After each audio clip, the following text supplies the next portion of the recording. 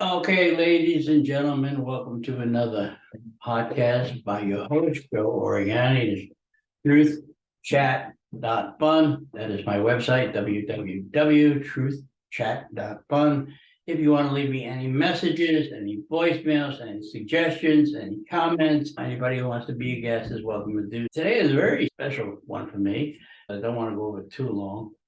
It's my 40th year being clean and sober. And that's quite an accomplishment.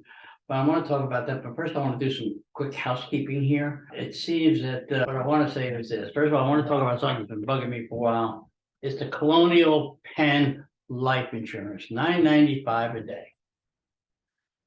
If you look into that, which I did before I got more life insurance, at the end of the term policy, you're going to get, I think it was $700 or $900. What are you gonna do at $900? What do you pay for the coffin lid? You're lucky you get in a funeral parlor. So anyway, that's just a total ripoff. They want you to more and more. So be careful if you're getting that. Check it out. Do yourself a favor. Now it's mostly going in for my surgery. I originally thought it was Wednesday, but there's a card up above. I'm going in Tuesday. I have to be at the hospital at 8:45. Surgery scheduled for 11:45. And if you want to know how I'm doing, you can guarantee I'll still be around to haunt people, no matter which way this goes. My brother asked me if I was nervous going to the hospital. I'm never nervous going to the hospital because I lived a pretty damn good life, which I'll explain shortly in a moment. 40 years of being clean and sober to me is unbelievable. I'm the one that's living it. But some more housekeeping. If you want to order any, I know everybody has an Amazon account. I know you all do. And you order a lot from Amazon. Can you please go to my website, www.truthchat.fun. Go down to the bottom and order from there. You just click on it, takes you right back to your account. And in which case, if you order something, I make it 25 cents or a penny.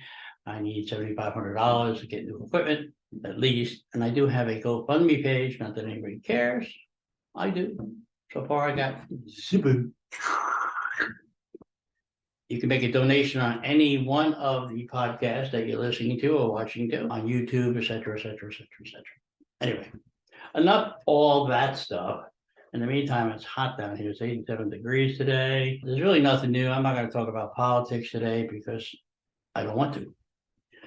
I would like people to give me some suggestions on what they would like me to talk about. Everything but abortions, whether it's the price of food, whether it's the price of gas, whether it's the moon still being in the sky, hanging out for a while, or anything at all except abortion, politics. But when you do ask me, please leave it on my website and I will respond to everybody. Or if you can reach me at my email, which is just as good, it's Joe Oriani podcast@yahoo.com. And again, I do respond to everybody. And that's weird because I'm watching me talk and my lips are moving and it's a delayed reaction. What am I, 5 second, 7-second delay? Anyway, will try not to curse today. But anyway, as I said, this is a special month for me, 1983. But let's begin a little bit before that, and I'm going to tell you a story. And what I'm going to do is actually give you an AA meeting or something I would say at AA meeting. I may not get all of it, but I will get some of it, touch on highlights and lowlights, because it's very important sometimes that I do this, because I need to remember what kind of person I was, what kind of person I tried to become, and what kind of person I truly am. But sometimes, other than the drinking, I can't really see the difference. It has been a long, hard journey. A long time ago, somebody said to me, all you gotta do is just quit. There's a little bit of willpower. And I always felt that if I had willpower, I would put it in a box and sell it. There's no such thing. Alcoholism is a disease. It's a certified disease. It's not something I make up. It's an emotional, mental disease. Physical disease causes all kinds of problems, and drugs, of course, goes along with it. Any kind of drugs. Now, before I tell you what I did, I would tell you what kind of drugs I did. I almost OD'd on mescaline one night. I took 7 hits, a lot of cocaine. I took what they call these gorilla pills. I forget what they were because My brother told me a whole one from my brother Pat, and I ate it. And he told me not to. And then when he came over to me, he said, "Where's my pill?" I said to him, "Shut up, or I'll stuff you into a freaking Coke bottle." He knew I took it. So anyway, there was that, and of course I smoked some pot. But smoking pot always ruined my drinking, just the way it goes. I didn't like it, but I did anything and get my. I did 10 cc's of Valium one day, and I was drinking, and I decided to get an egg salad sandwich, which was dry, while I was sitting at the bar, and of course I almost choked to death. But death again wasn't something I feared. It wasn't something I gave much thought about because I encountered that quite a bit. I acted pretty stupid on a lot of things I did. They say the only things that like drunks are animals and kids is because they don't know any better. All right, so let's go back to the beginning. I'm going to start off this just like I would an AA meeting. My name is Joe, and I'm an alcoholic and drug addict. I started drinking at an early age. We used to go to the parades in Newark, New Jersey, and my grandfather would sneak us out these little bottles of beer. I don't know how many ounces they were, just to keep us quiet, so we didn't tell grandma where we were. We went to my grandmother's house. I'd sip some wine mixed with 7-Up. That was always good. But as I got older, I always thought if I drank wine, I hit my bottom. That was so wrong. I was so wrong about many things back then. I used to drink all the time, and I remember the time my father found out I was drinking, and I think I was about 16. He's sitting home, he's sitting there drunk. He said, "You drink, you're gonna drink in the house." So he put up a drink for me and down and drinks went. Easy peasy. At that point, I always thought in my life I was gonna be a fish. I wasn't getting in too much trouble then, because I thought I could still control it. I joined the service at 17. Of course, they have drink. It's all you do because you're bored. I remember the first time I got the weekend off in basic training. I went out and I got drunk. I don't know how I got back to the base. The next night I had guard duty, and I think I fell asleep, and people were pretty pissed off. Yeah, you'll get over it. I always think that at some point in my life, I decided or thought that I didn't trust other people. I didn't like other people. I treated people like a paper cup. I would squish it up and throw it away. No such thing as friends unless you were drinking. I was stationed in Fort Rucker, Alabama. I'll never forget this. And everything I'm about to tell you is the truth, nothing but the truth to help me God, because I have no reason to lie, because I'm talking to myself, and myself knows when I'm lying. I was stationed in Fort Rucker, Alabama. I was studying to be something to do with flying helicopters or aviation or something. I was failing anyway. And we had an NCO club, or EM club. We went over there to drink, and it was a big field. And on the other side of the field was the barracks. So I'm sitting down, we go in. They had tequila, 10 cents a shot. It was happy hour. So I had $4, so I ordered 40 shots. I got 40 shots on the table, mind you. And I'm drinking, and I'm watching my friends who were from down the south. Some of them were Mexicans, and they kept getting up and they're staggering. I'm like, what is wrong with you people? So you like this stuff? They just kept staring. I wonder how drunk they got. It seems that all of a sudden when I got up, I don't remember anything, but I was told I crawled across that field, somehow got to the barracks. Now there were a bunch of guys sitting around watching TV and stuff. And I guess in my state of mind, being totally out of it, I paid no attention. I had to go pee, and I peed on this guy's back. The next day he told me, and I said, well, you know what? If you were going to hit me, you should have hit me then. I would have felt the damn thing. I didn't care. I wasn't embarrassed. I wasn't ashamed of what I did. Anytime I went out to drink, I didn't say I was going out to drink. I was going out to get drunk. There was no in between. No, nothing. No, absolutely nothing. I hadn't started to do drugs at that point yet, but then I decided to re-enlist and go to Japan. And Japan was interesting. There's a lot of funny stories there. I'm not going to get into too many. But I started drinking there quite a bit.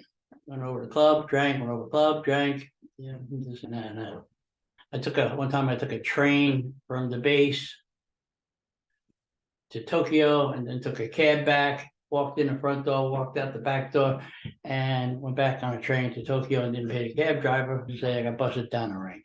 I would tell you, my time in the Army, I went from E1, the E2, the E3, the E2, the E3, the E2, the E3, the E4, the E3, the E4. I could have been a judge for God's sake.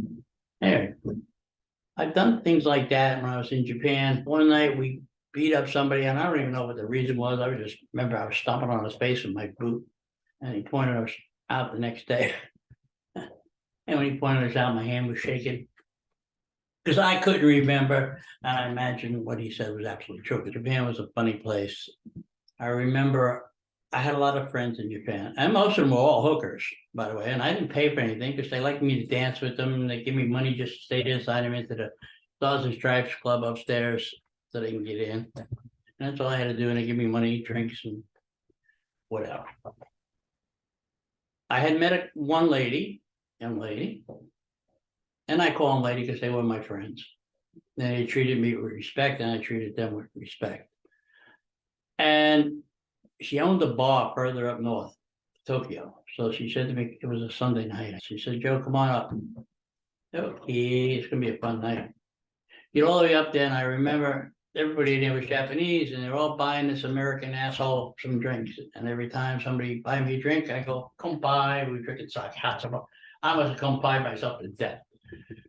All I remember of that particular night is she told me I had to go back to the base. And I remember saying, I don't want to go back. I don't want to go back. And I remember leaning forward towards her like that. And that's all I remember. My blackout happened at that point. It seems the Japanese police got a call that sometime later somebody was walking around or on their hands and knees or something in a cow pasture.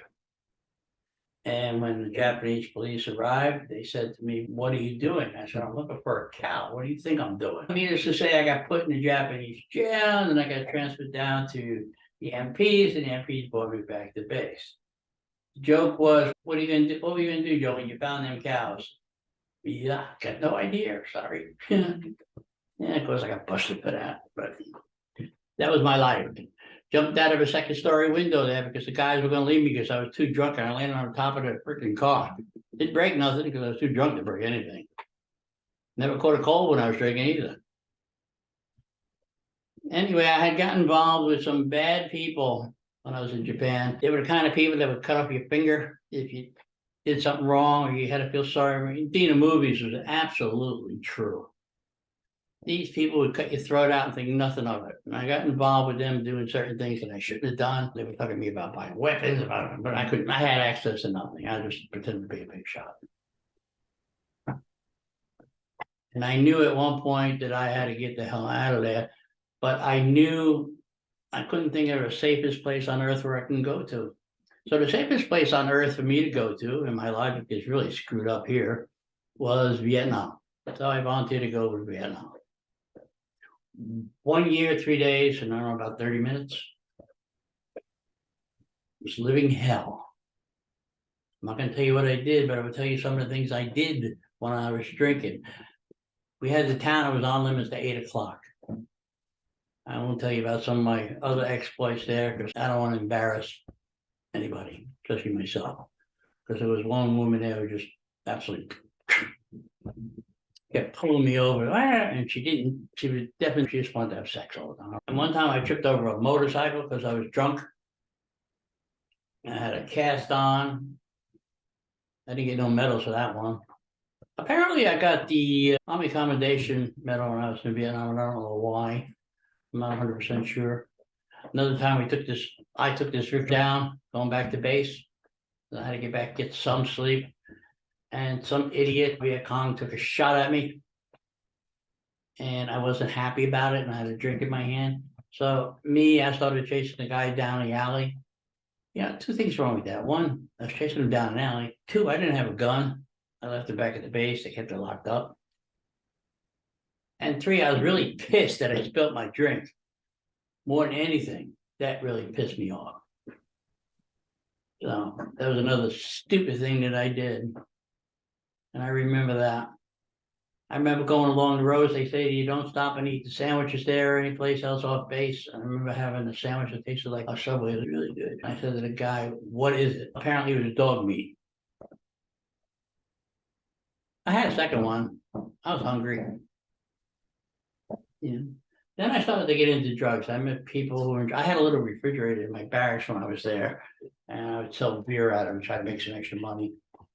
And if they wanted to keep the beer cold, there was a certain cost to it. And I started doing drugs. I started doing cocaine.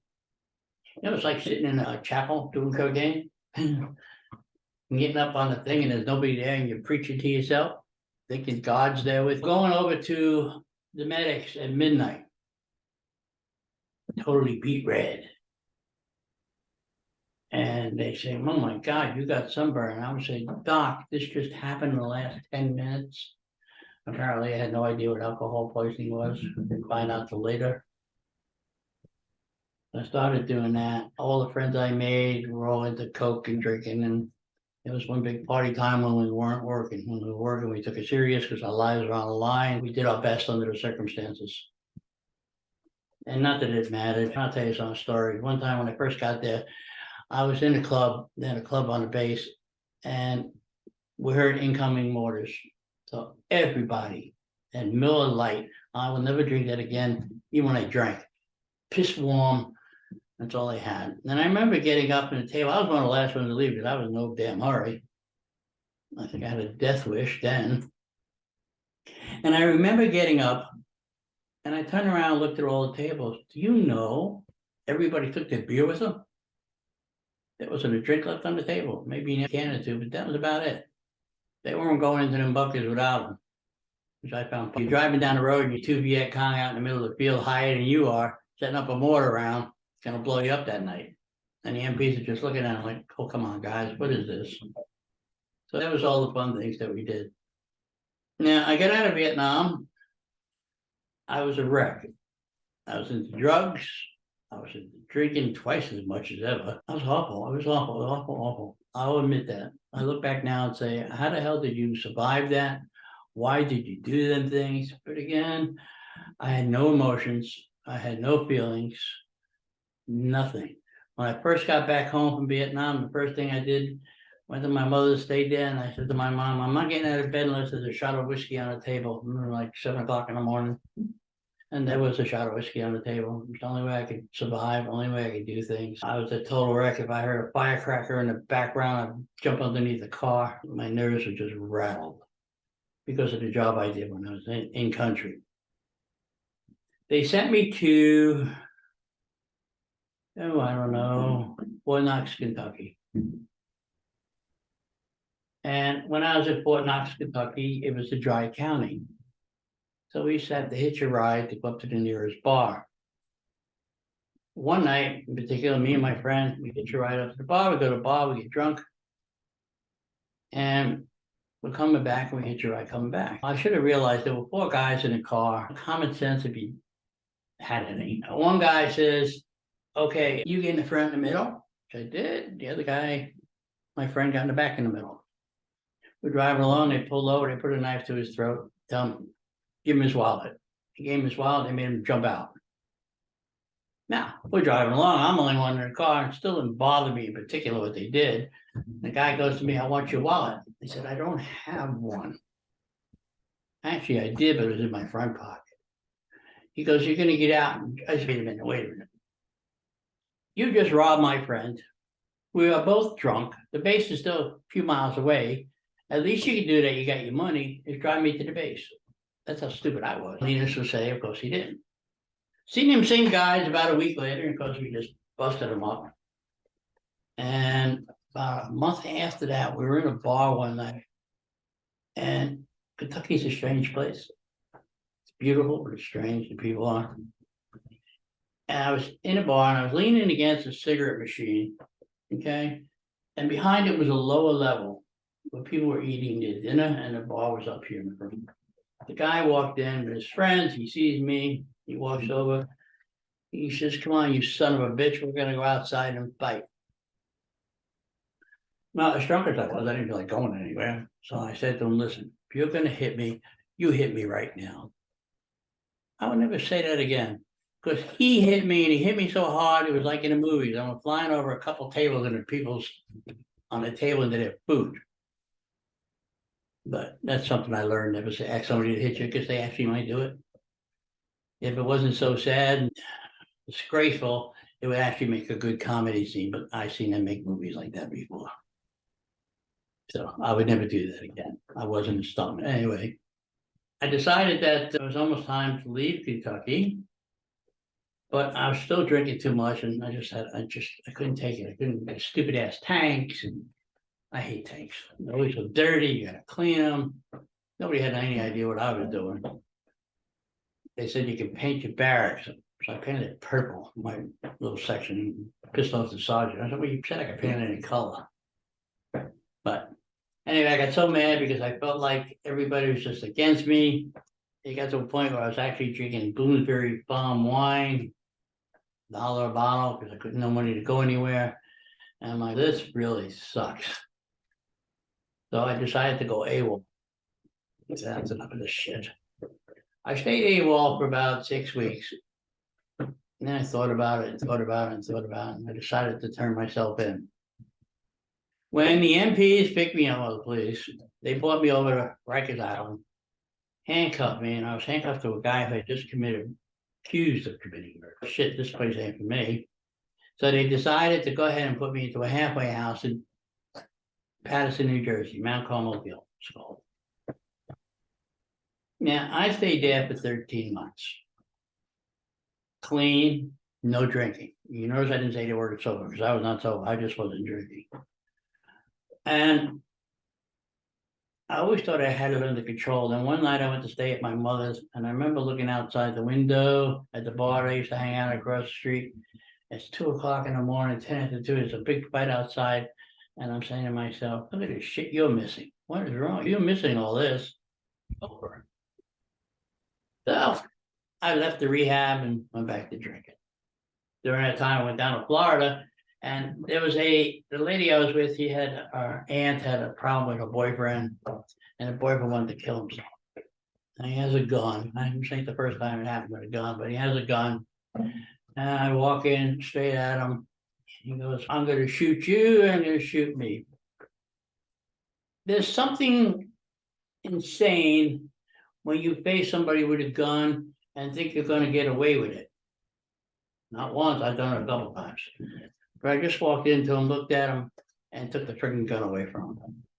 No emotion, no expression, no anger, no fear. It was like my PTS where you do strange things that are daring and behaviors way off. And that was one of them. So I just took the gun away from the guy and walked away.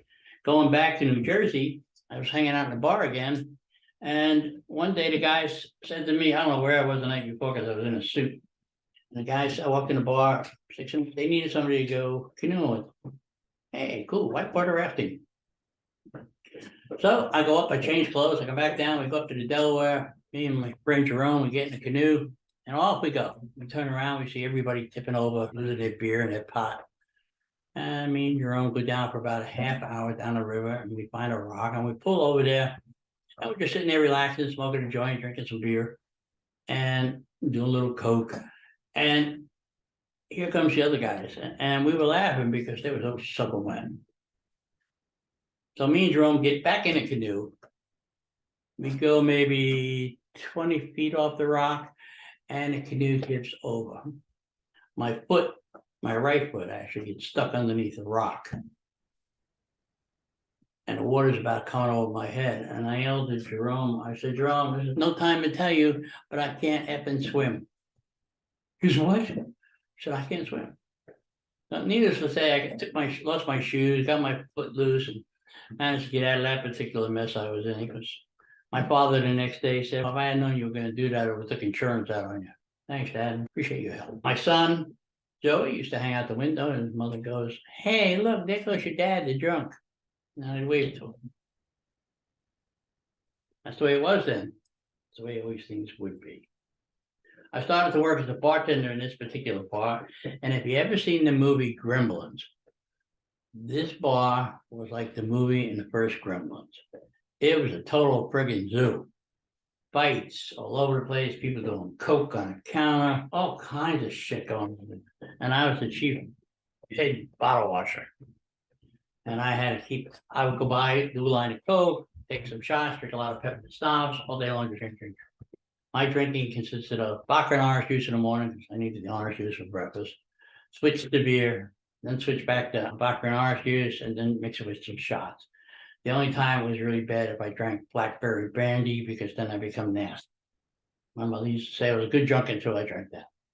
There's no such good thing as a good drunk. So anyway, I got the job, and the person who owned half the bar was actually the supplier for cocaine.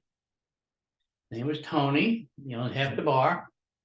He passed away a couple of years ago. Me and him got along pretty good, because I would sell the stuff on the table. I rented the top floor of his house. He had two-family house. I rented the top floor. How convenient can you get? The detectives only had to sit outside one house all the time. Anyway, things in that bar were quite unbelievable. There were fights all the time. People always wanted to go outside and break them. We had two wooden doors, one on the side, one on the front. They kept breaking it open. So the other owner, Mike, he put up this thick, heavy wooden door. Okay, that's great. So one day I'm sitting there, and one of my customers come up to me and say, "Hey, Joe, you go down the other end?" I said, "Yeah, I do. Why?" "He has a gun and he's going to shoot you." I go, Jesus Christ. So I took a shot of peppermint schnapps or whatever I was drinking. And this guy was about 6'2", red hair, really dumb bastard. But anyway, I said to him, "You have a gun you're going to shoot me with?" He says, "Yeah." I said, "Okay, let me see it." As stupid as he was, he took it out. And as soon as he took it out, I took it off him. I'm like, "You're an idiot." So I took him by the collar of his shirt and the back of his pants, and I took him and I brought him up to the front, and I threw him out the front friggin' door. The only problem was I forgot to open it.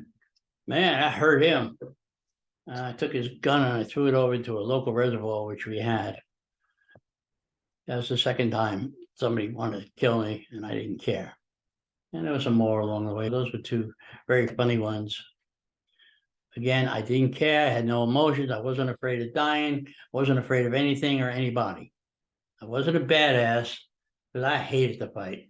And if I had to fight you, the first thing I do is kick you in the balls and step on your face. That was the easiest way. 1, 2, 3, it's over. And I didn't fight fair. My brother Pat, one time, and he was bigger than I was. Me and him, one time I flipped him over my side. So one day he's getting on my nerves. My mother and father had gone away, and I was watching the house. And he says to me, "Let's go up to the park and we'll fight."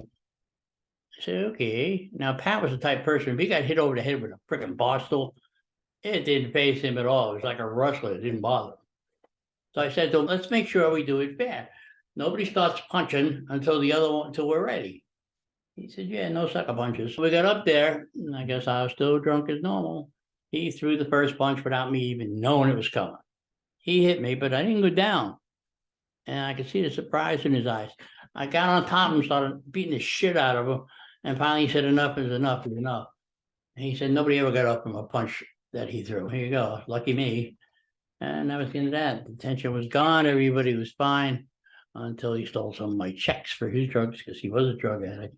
And unfortunately, he died from AIDS, along with my sister.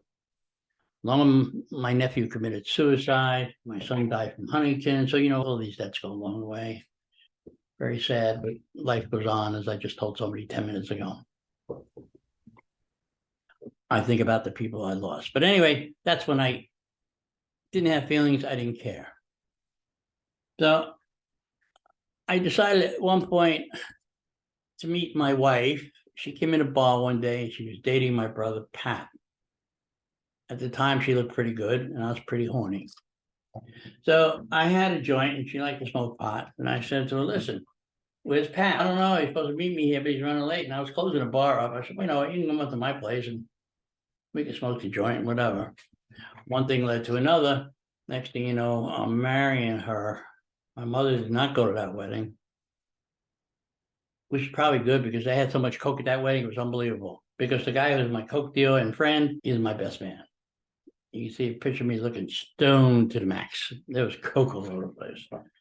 I go in the kitchen, have some, come back out. Go in the kitchen, have some. Jesus. And cocaine did not keep me from sleeping, because when I wanted to go to sleep, I went to sleep. No matter what kind of pills I took. That's the night a couple nights later, I took 7 hits of mescaline. Guy kept saying, "Are you a cop?" "Nope." "Why you keep coming up here?" "Nope, not a cop, just my drugs." And I remember yelling, my wife, ex-wife at the time, she kept, her and a friend had to walk me up and down because I was yelling, according to them, "Help me, please help me," because I was coming in and out of it. I was OD, and that's what they did.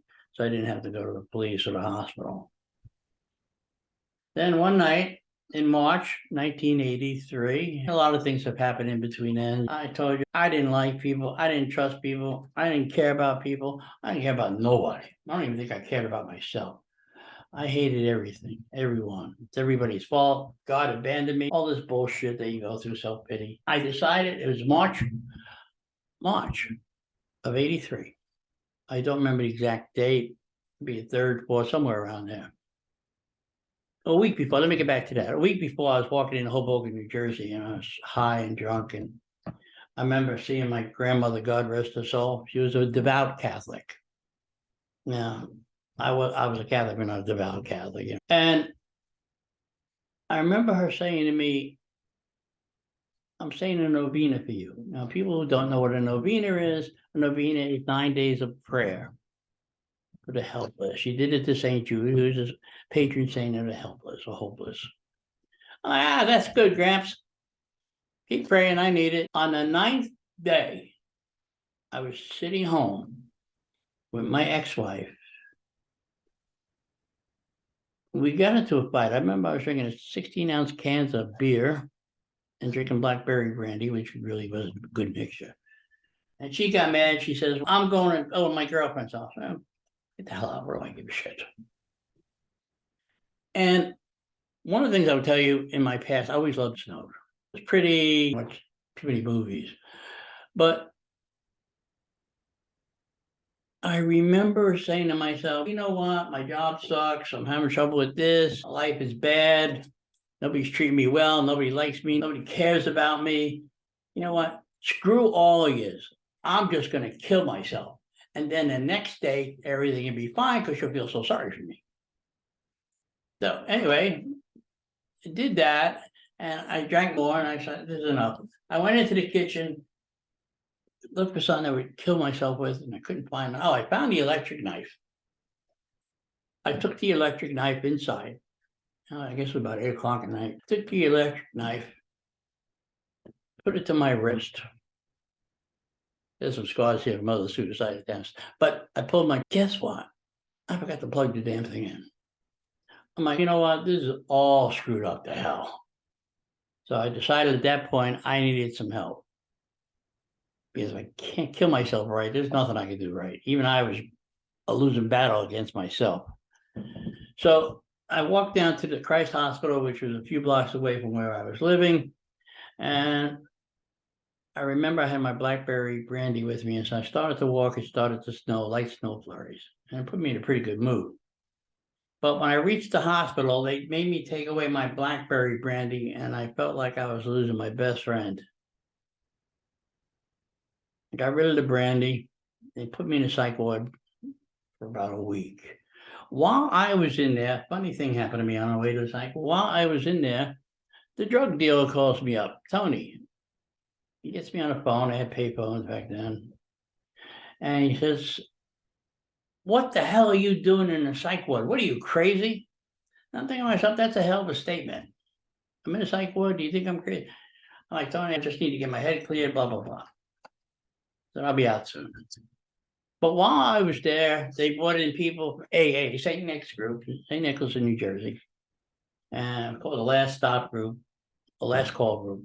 And I remember them talking. They sound like me, but I'm not sure. Meantime, my ex-wife was still drinking and doing her drugs. So when I got out, I went to a meeting that Saturday night. Now I'm thinking to myself, I'm just going to do this till I get everything cleared out and everybody's happy that I'm sober, blah, blah, blah. And things will be good. This wasn't going to be a permanent thing. No, sir, not for me. Oh, anyway, I listened that Saturday night. I went back again the following Saturday, and I met my sponsor, Tommy. Tommy is one of them people from New Jersey who is rough, tough, or was rough, tough, because he's passed now. and he took no prisoners. I asked him if he'd be my sponsor, and he said to me, sure. He said, but the first thing you're gonna do is sit down and shut up. I said, whoa, okay. Tommy picked me up as much as he could. Sometimes I go to 3-4 meetings a day, sometimes midnight meetings. It didn't matter how tired I was and what I was doing. Meeting after meeting after meeting after meeting. Finally, on my 90th day, he said, now, before that, let me backtrack just a little bit. I was going to these meetings, and after a month, because they come up to my house after the meeting, we have coffee. And my ex-wife would walk out, look at him, shake the head, pretend she was smart, and light up a joint. After a month of that, she decided to go. And to her credit, it took. But my 90-day meeting, I never forget, my mother attended, and she was mad because I called her a control freak or something like that. Because anytime we did something bad in our house, she'd wait till my father get drunk and tell him, knowing what the results would be. Hands over the fire, beating that you wouldn't forget, all kinds of good stuff. Because I'll never forget the time he always put your hands over the jets if you thought you lied, and that frickin' burnt. And if you didn't lie, you better lie to tell the truth. You caught in a no-win situation. And I was the last kid he ever beat. It's very simple, losing $20 and telling him the wind blew it when it actually fell out of my pants when I went to the bathroom, came back. He beat me so bad I couldn't go to school for days. But that being said, that's what they would call that child abuse now. Back then they called it normal, because I'm not the only one with those issues. And issues they were. Especially when I became 17, I had to get away. I thought the grass was green on the other side, and it wasn't, not by much. So anyway, on my 90-day meeting, my mother was there. She got mad because I said something about her, and she was all upset. But that's just the way it goes. I wanted to be honest. And I started to go in AA. I started to feel better.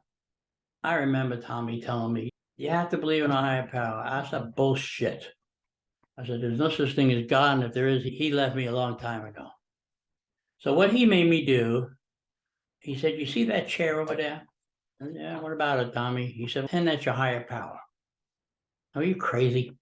He said, just do it. And after a while, I understood the process.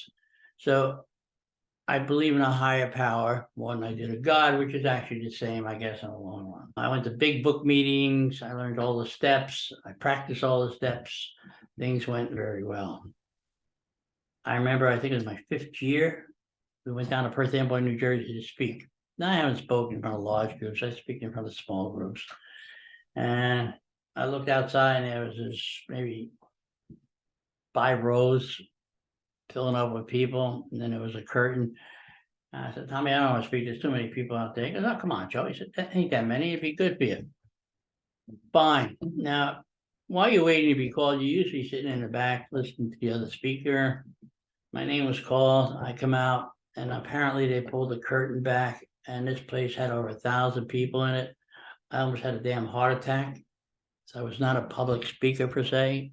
I was very nervous about talking to people, but it just came out. It's probably one of my better ones. But as I got along a little bit, I learned to speak better. I learned to talk about my feelings. I learned to talk about how things were. I learned how to respect myself more than anybody else, because that was the most important thing. And they say, if you don't like yourself, you don't like nobody. That is honest truth. AA has been good to me. I don't do any drinking. I don't do any drugs. I'm not tempted. There are days, though, some days are harder than others. Like today, people think, well, you've been sober now for 40 years. How hard can it be to say no? It's a struggle every damn day. And just so you know, most recovering alcoholics do not get drunk at Christmas and New Year's, especially if they've been in a program a year or two. It's usually in March. You'll find out the psych wards are filled up, because we try so hard and so aware of our surroundings and what we're doing during the holiday months, that it's after that we let go and just give up and not pay no attention. I made it through the holidays. I can have one drink, but one drink would kill me. At one point during, of course, my drinking career life, I suffered from alcohol poisoning. I was able to turn purple at spur of the moment. Nobody knew what that was, even local doctors. It took a long time for them to diagnose that. I could have died again. Hey, Tender Bird was fun. Look at this trick. Boom. My face lights up. It was quite an interesting life. So I always think I lived 3 lives. One as a younger person in a bad environment. 2 as an alcoholic and drug addict. And 3 as what I hope is truly myself. I learned lessons from it, but I learned that I am not a people pleaser. I don't do things because people want me to or beg me to or try to bully me into it. No, I am not a people pleaser. I do what I'm comfortable with and I do what I want to do. Nobody can make me feel like I have to do something. And nobody can make me feel like, oh, if you don't do that, I'm going to feel so bad today. Tough shit. My sobriety is more important to me than any friend, any wife, any kids, anything. Because without that, I'd be dead. I know myself, if I took a drink today, I would totally kill myself. It would be awful because I wouldn't stop. First of all, now I could afford it, the price of that crap. In 1998, I quit smoking. On top of it, it was probably a little harder too. So it made my life good. But in the last 40 years, it is ups and downs. That's triumphs. Some things I can control, some things I can't. I say the serenity prayer a lot. God grant me the serenity, accept the things I cannot change, the courage to change the things I can, and the wisdom to know the difference. Now, I get very hyper, and then I have to take a deep breath and remember where I come from. I cannot allow my emotions to go absolutely crazy. But they do go a little crazy. I am human after all. But being sober, I thought I could never be around people who didn't drink. I'm like, what the hell fun is that? I used to remember saying, if you don't drink, I don't trust you. But I have learned there's a world beyond living high and doing drugs. All the friends who were going to piss on my grave are all dead. There's nobody left. Stand in line. I let somebody the other day. Half of them went to jail. A lot of them died of AIDS, and a lot of them just died. Alcohol poisoning, living on the streets, etc., etc., etc. There's still a couple around that are still kicking, but barely. Those are the ones who had enough sense to stop. Just 2 or 3 that I know. But as a drug addict and alcoholic, we have bad habits. We don't just do something simple. When we do it, we jump all in, heads in, and we don't care. On top of that, the PTSD didn't help. I'm still being treated for that. And they say you do activities that you just, no common sense. And I like to think I have some common sense. I have sponsored some people over the years that were doing well. I have lost track of them since I moved around quite a bit. Sponsoring people's, it's good if they listen. They don't listen. You gotta what's more important, your sobriety or their sobriety. And sometimes it doesn't help. You talk to people who have issues, they just don't want to hear it. You know what? If you don't want to hear it, I can't help you. If you don't take my advice, I've been there, done that, I lived 3 damn different lives already. I'm not gonna live a 4th. So that is just my point. And after 40 years, I am probably really thrilled. I can tell. But anyway, no, I am glad I am sober. I'm glad everything worked out for a reason. I don't go to church a lot, but I still believe in a higher power. I'm probably more spiritual than most people listening to this. But I don't put my beliefs on somebody. If you don't believe in things, I'm not going to make you believe in anything. The only way I help myself is when I finally admitted I had a problem, really admitted. Oh yeah, I have a card-carrying member of Alcoholics Anonymous, my mom used to say.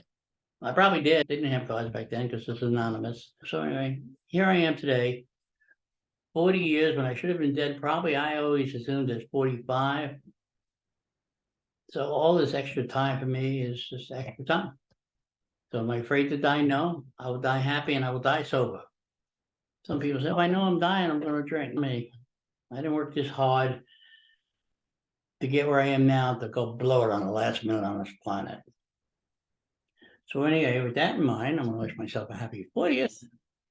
And I will try to add some music to this that's a little more upbeat And I hope you enjoyed my little story, because what I said is true. There's a lot I left out because I don't need to go into graphical details that people don't need to know. There's a bunch of other crap. I mean, like the time I was hitchhiking in Kentucky, and I was with this woman I picked up in a bar, and it's against the law to hitchhike. And the state trooper says to me, "Where you going?" I said, "A hotel." He said, "I'll take you there, but you know you're not supposed to be doing this." I said, "Yeah, I know." He said, "Besides, you're gonna regret it in the morning." And I just laughed at him. I regretted it in the morning. I think she was a dog. Anyway, with that, I'm gonna say goodbye.